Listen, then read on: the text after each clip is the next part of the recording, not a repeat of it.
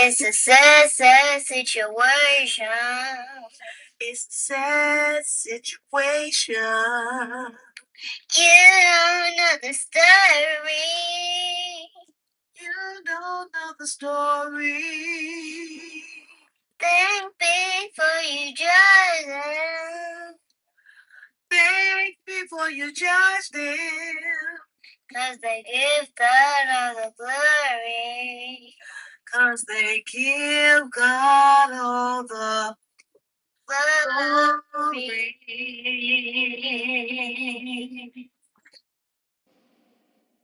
Previously on episode 11 of Roofless. 2 years have passed, and Grace has become a confident leader, successfully managing the home Dr. William E. Knoxler gave her.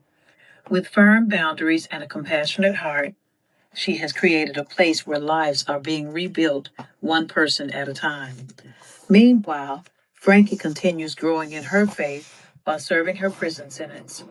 Encouraged by her trusted friend Lois, she begins writing a letter to Grace, hoping that one day she will have the chance to ask for forgiveness. As the evening comes to a close, a quiet knock interrupts the celebration at Grace's house. Grace opens the door to find a frightened little girl standing alone on the porch. And now, Roofless, episode 12.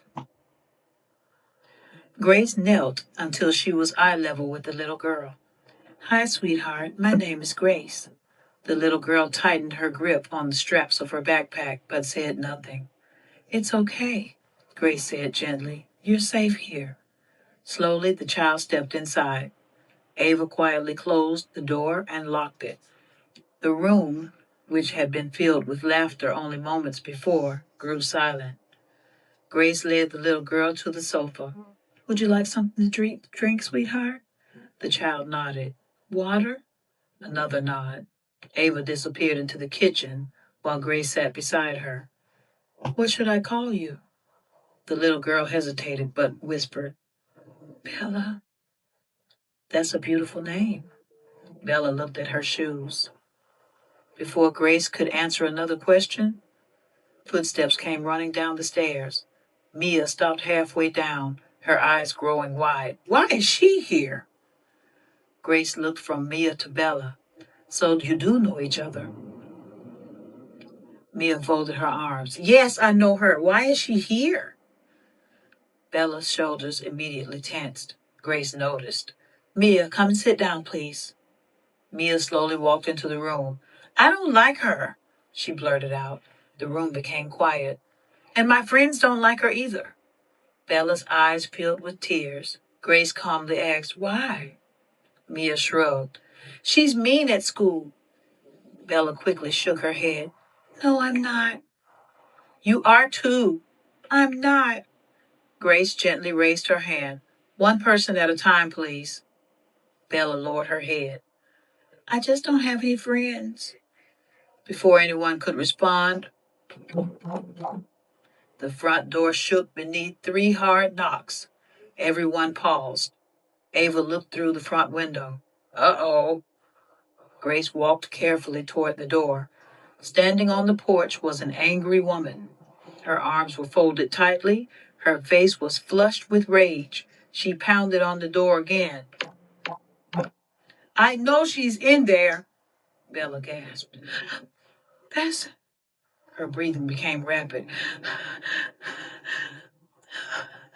Grace looked back toward the living room. Bella was trembling. The woman shouted through the door, "Bella, get out here right now!" Bella covered her ears. "No, no, no."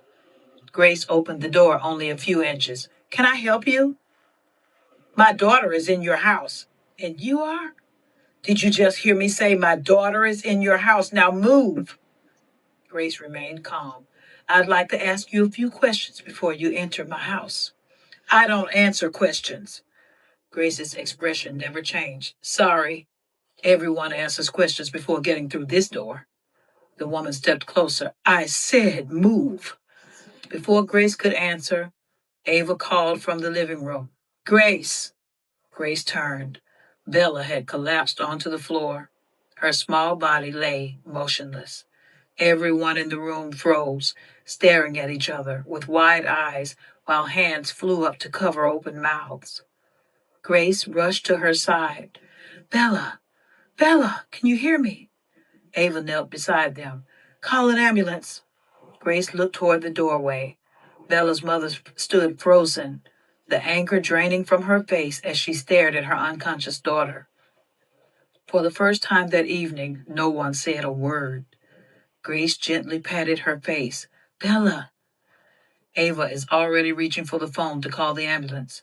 The mother rushes in, almost shoving past them. No!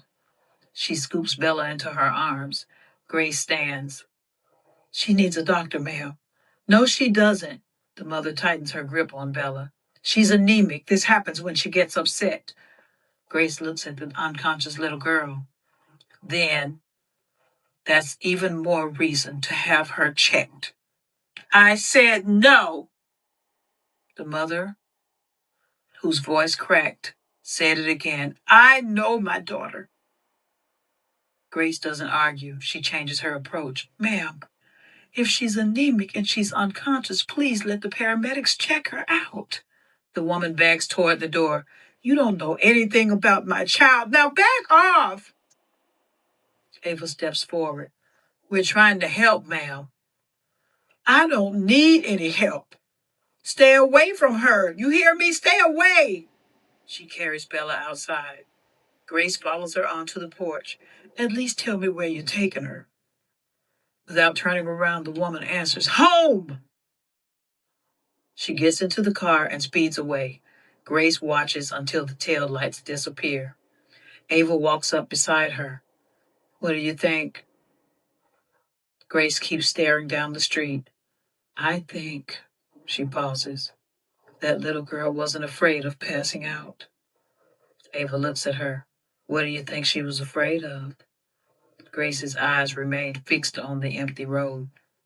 Going home. Miss Grace, said Leo, do you mind if we pray for that child and her mother? Leo, thanks, said Grace. I would love that. Grace nodded to include Ava, who joined hands with the two of them immediately. They bowed heads, and Leo talked to the heavens. Meanwhile, at the Kentucky Correctional Institution for Women, to Frankie's surprise, she heard her name when the officer shouted out that some inmates had visitors. Who could it be coming to see me after all this time? Was her first thought. Could it be Grace?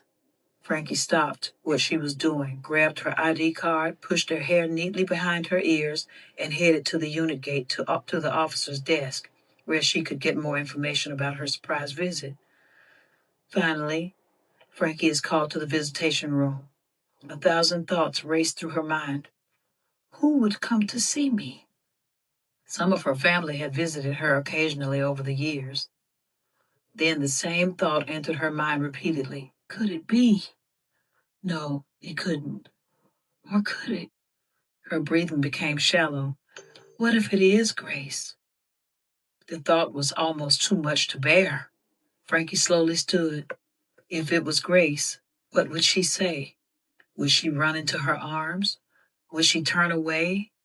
Would she look at her with anger? Would she even call her mama, or would she simply call her Frankie? Frankie looked toward the small shelf beside her bed. The letter. Without thinking, she hurried back and picked it up. Her hands trembled as she folded it carefully and slipped it inside her Bible. If it's Grace, maybe today is the day. Maybe today she could finally tell her she was sorry. Maybe today she could explain that not a single day had passed without thinking about her. Maybe today she could ask for forgiveness. Or maybe Grace had only come to tell her she never wanted to see her again. That thought hit her like a punch to the chest. Frankie stopped walking. She closed her eyes. Lord, she whispered, if it's Grace, please help me to say the right thing. The officer looked back. You coming? Frankie nodded. Yes. With every step down the long hallway, her heart beat faster. Hope, fear, regret, love, all tangled together. The visiting room opened. Frankie lifted her eyes. A woman slowly walks in. Frankie freezes. It wasn't Grace. It was her sister, Nicole. Frankie took a deep breath and exhaled. She sits down. Nicole. The sisters simply stare at each other. Then Frankie smiles. I wasn't expecting company. Her sister tries to smile back, but she can't. Frankie notices immediately. What's wrong? Her sister shakes her head. At first, they talk about ordinary things, how prison has changed Frankie, how many years it had been since they had lost their mother, how lonely life had become for both of them. Then Frankie notices something. Her sister's clothes are worn. She looked exhausted. She has lost weight. Frankie finally asks, Are you all right? The sister breaks.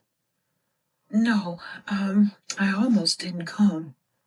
She begins to explain. I've been trying to keep up with Mama's house and the taxes are behind. I've sold almost everything I could. I don't know what else to do. Frankie's confused. What about the money? Silence. What money? The family money. Another silence. Her sister stares at Frankie. You really don't know. You thought we had money. Frankie frowns. Well, of course we had money. We've always had money. What are you talking about? The sister slowly says, Frankie, that's not true. We were never wealthy before. Frankie laughs. Before what? What do you mean? Daddy. No, Daddy did not build this life, Frankie. Frankie's lips tighten. Okay, let's stop with the guessing games. What are you saying?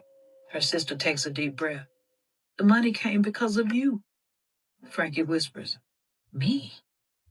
Frankie leans forward. What is it now? More secrets? Did something else happen? Her sister reaches across the table. No touching, the guard yelled. Nicole snatches her hands back. Why are you crying, sissy? What happened to all of that money? Mama's money, Daddy's money.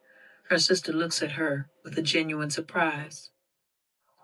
Her sister slowly reaches across the visitation table again before she reminds herself that the guard is still there. Frankie, I'm just going to go ahead and be straight up with you. None of that money belonged to Mama or Daddy. The money came from the settlement. What settlement? The one because of what happened to you. Frankie stares. Keep talking. Nikki explains that their parents filed a lawsuit. The state and the responsible parties paid a substantial settlement. Their father invested much of it wisely before going to prison. Their mother managed it carefully over the years. That's why Frankie grew up believing they had family wealth. Then Frankie asked, if the money was because of me, why didn't Mama and Daddy tell me? And how did Daddy invest the money if he went after those guys who hurt me? I don't know. Obviously, it was after that. I was too young to know all the details, and I didn't feel it was a child's place to ask. I remember the evening he was picked up like it was yesterday, and he never came back. I can't believe Mama never said anything. Frankie, because every time she looked at you, she wanted to see her beautiful baby girl, and she never wanted you to see yourself as a victim. She wasn't trying to deceive you. She was trying to protect your identity. She loved you. And Frankie asked, well, why are you telling me now? Her sister lowers her head. Because the money is almost gone. Frankie is stunned. She takes a deep breath. How much is left? Her sister hesitates. Maybe enough to save me for a while longer, but not enough to waste. Frankie notices the worry on her sister's face. What happened? Did somebody steal the money? No, I just told you what happened. I can't keep up with all the bills. Did Mama and Daddy leave any money? I just don't understand. Her sister takes a deep breath. There's hardly anything left, but your money is fine. Frankie blinks. My money? What do you mean? Yes, you have money. No, nearly all of my money is gone in legal fees, sissy. Her sister stares. Frankie, you've always had money. It was never ours. Silence.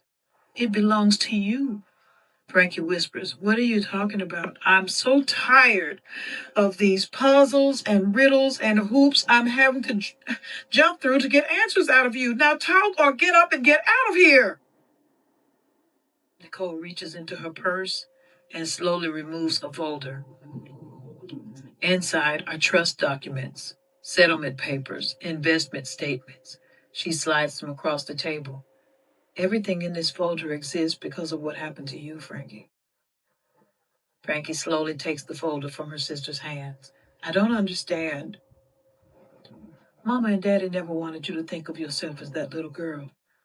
So they never told me? They wanted you to believe that you were blessed, and that's what you've always believed. Frankie slowly opens the folder. She sees numbers. She sees millions. She looks back at her sister. What is this? Is this real? Her voice breaks. I thought Daddy had made all this happen. Her sister gently shakes her head. No. He fought hard to make it happen. You're right about that. And he protected it. He made sure that we had all of it before he left us. Frankie, he made sure the worst thing that ever happened to you became the thing that financially protected you for the rest of your life. It took care of Mother until she passed, and it has sustained me as well. Frankie just stares into space, not because she's excited, but because she's heartbroken.